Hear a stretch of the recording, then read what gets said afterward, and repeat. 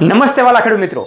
તો ઘણા બધા ખેડૂત મિત્રોએ આપણા ગુજરાત રાજ્યની અંદર મગફળીનું વાવેતર કરેલું છે અને આ મગફળીનું વાવેતર ખૂબ મોટા પ્રમાણમાં થયું છે। ત્યારે આ મગફળીના વાવેતરમાં ઘણા બધા રોગોનું પ્રમાણ પણ આવતું હોય છે।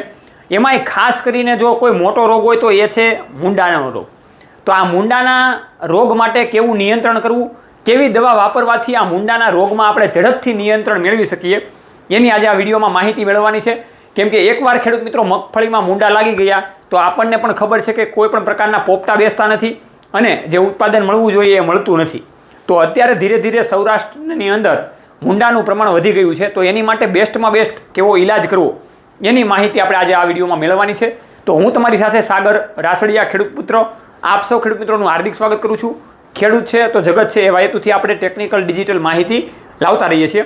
તો આપણા આ બંને પ્લેટફોર્મને યુટ્યુબ અને ફેસબુક ને સબસ્ક્રાઈબ કરજો, ફોલો કરી લેજો, જેથી કરીને તમને વિડીયોની માહિતી મળતી રહે।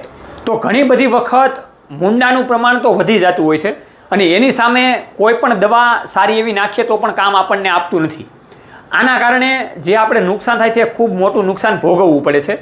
તો ધીરે ધીરે અત્યારે સૌરાષ્ટ્રની ધરતી ઉપર જે ખેડૂત મિત્રોએ મગફળીનું વાવેતર કરેલું છે એવા ખેડૂત મિત્રોને મૂંડાનું પ્રમાણ વધતું દેખાય છે।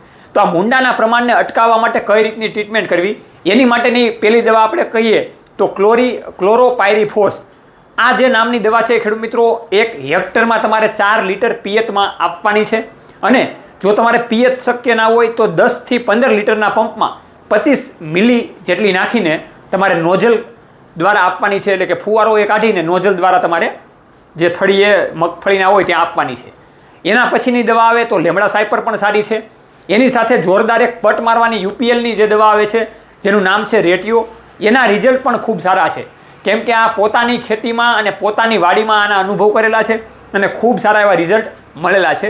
આગામી સમયમાં ઘણી બધી એવી કંપની છે કે જે પોતાની બ્રાન્ડથી અલગ દવા પણ બનાવે છે, મૂંડા માટેના એવા પાવડર પણ બનાવે છે પિયતમાં આપીને કે જેથી મૂંડા નીકળી જાય। તો એવી કંપનીના પણ આપણે સંપર્ક કરીશું અને એની પ્રોડક્ટ પણ આપણે બતાવવાનો પ્રયાસ કરીશું, જેથી કરીને આપણે સચોટ મગફળીનું ઉત્પાદન લઈ શકીએ અને મૂંડાનું નિયંત્રણ કરી શકીએ। આવી ખેતીવાડીની માહિતી જોવા માટે અમારો સંપર્ક કરો અને ખેતીવાડી વિશે અવનવું જાણવા માટે આ ખેડૂત પુત્ર ગુજરાતી પ્લેટફોર્મને જોતા રહો। જય જવાન, જય કિસાન, આ બંને છે આપણા દેશની છે।